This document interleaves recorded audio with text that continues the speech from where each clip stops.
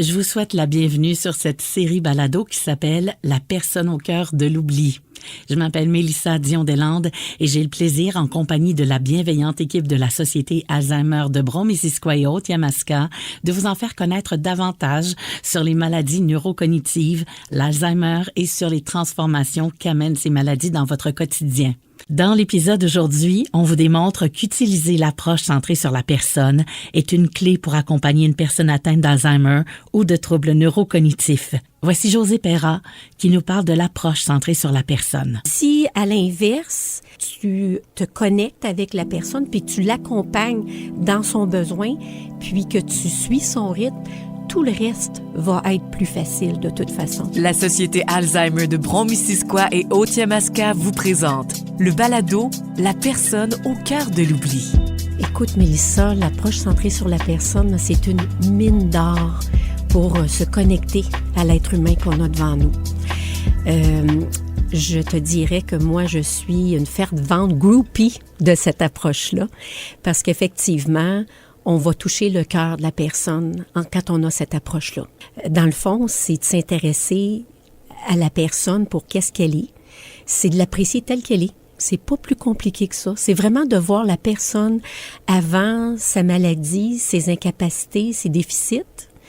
Et quand on réussit à utiliser l'approche centrée sur la personne en connaissant l'histoire de vie de la personne, en connaissant ses préférences, en mettant en lumière ses talents, en mettant en lumière ses habiletés, etc., bien, c'est de cette façon-là que la personne se sent bien. Se sent confort psychologique, se sent valorisé et que nous allons avoir accès justement à cette personne-là à part entière. L'approche centrée sur la personne, c'est majoritairement ça. Oui, puis c'est pas évident parce que quand on devient proche aidant, par exemple, on pense que l'autre veut ça, puis on est la personne qui le connaît le mieux, mais la maladie n'empêche pas d'avoir, par exemple, des envies, d'avoir peut-être le goût de faire des choses ou la capacité aussi. Comment vous nous amenez, comme proche aidant, par exemple, à pouvoir nous centrer sur cette personne-là? C'est sûr qu'au niveau de la Société Alzheimer et des fédérations des sociétés Alzheimer, c'est notre modèle phare, l'approche centrée. Donc, on accompagne, on donne des formations, on crée le coffre à outils du proche aidant, de la personne proche aidante, parce que souvent, ce n'est pas naturel en soi, mais ce n'est pas compliqué. C'est ce qu'on doit retenir. Ce n'est pas compliqué. Les personnes, dans le fond, une personne qui a un problème, un trouble neurocognitif, ça demeure une personne à part entière malgré tout. Donc, ils ont les mêmes besoins que n'importe qui. Et c'est souvent dans la manière dont on va entrer en communication avec eux, puis qu'on va lire ces besoins-là, et qu'on va les valider aussi, parce que des fois, on peut présumer que la personne a besoin ou veut quelque chose. Ben, c'est comme... On doit valider avec eux ce qu'ils cherchent à nous dire.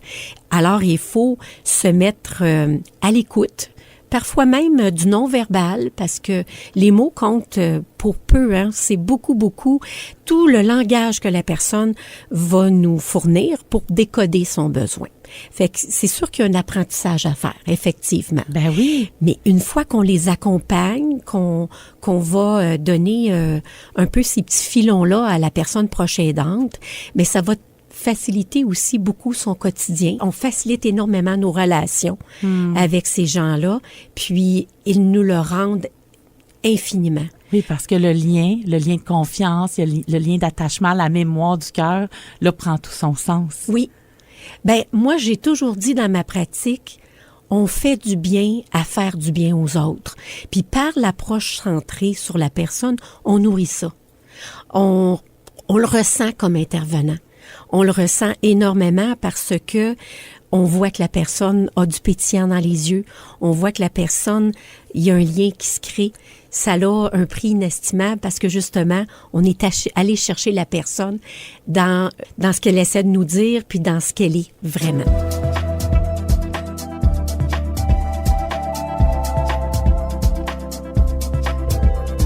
Josée nous raconte dans le prochain segment d'où vient cette approche centrée sur la personne et on y voit une fois de plus que des points positifs. La fameuse approche là, centrée sur la personne, elle est née dans une étude qui avait été faite au Canada dans des milieux d'hébergement où on était très approche centrée sur la tâche. Approche centrée sur la tâche, là, c'est que tu vois les responsabilités, tu vois qu'est-ce qu'il faut faire dans un temps X. Puis le piège, les impacts de ça, c'est que tu instrumentalises la personne. Ah oui. Alors que tu es là pour elle. Si, à l'inverse, tu te connectes avec la personne, puis tu l'accompagnes dans son besoin, puis que tu suis son rythme, tout le reste va être plus facile de toute façon. Puis on voit parfois aussi, on parlait tantôt de l'approche axée sur la maladie, mais si tu considères une personne par ses problèmes, par ses déficits, par ses incapacités, bien les impacts de ça, c'est que tu vas la limiter. Tu vas la contraindre, tu ne considéreras pas son potentiel, tu vas toujours vouloir la protéger, etc., etc. Puis là, ben c'est là qu'on voit apparaître parfois des réactions de la personne parce qu'elle ne se sent pas comprise ou elle va se sentir bousculée ou elle va se sentir contrôlée. Mm-hmm. Donc, on a tout avantage à se mettre dans un mode d'approche centrée sur la personne pour ça. Puis, il y a dans certains milieux aussi qui connaissent pas l'approche centrée, ben ils vont avoir tendance parfois même à infantiliser, utiliser un langage infantilisant, par le ton, par les mots employés, par des gestes, dans les impacts d'une approche comme ça, on va certainement toucher la dignité puis le respect de la personne, mais en plus, ça va amener de la surprotection, ça va amener, on va faire à la place d'eux. Donc, c'est tout le contraire pour qu'une personne se sente bien et sente qu'elle est une personne à part entière et qu'elle a de l'estime et tout ça. Donc, ces approches-là, c'est le pourquoi il y a des impacts à ça. Ouais. Alors que quand on prône davantage l'approche centrée sur la personne, puis qu'on est attentive à son besoin au moment présent, qu'on va valoriser la personne, qu'on va mettre en perspective ce qu'elle est vraiment, ses talents, tout ça. Je suis toujours très, très surprise par les dividendes d'une approche comme ça. C'est une approche, c'est une culture de bienveillance. Et si la communauté, si tout et chacun, on serait plus inclusif, plus bienveillant par une approche comme ça. On voit la personne d'abord, mais je pense qu'on serait dans un monde meilleur. Fait que je pense qu'il faut effectivement devenir des agents multiplicateurs de l'approche centrée sur la personne. Merci beaucoup, Josée, de ton partage aujourd'hui. Ça a été un très grand plaisir pour moi. J'aime beaucoup cette idée d'une approche centrée sur la personne.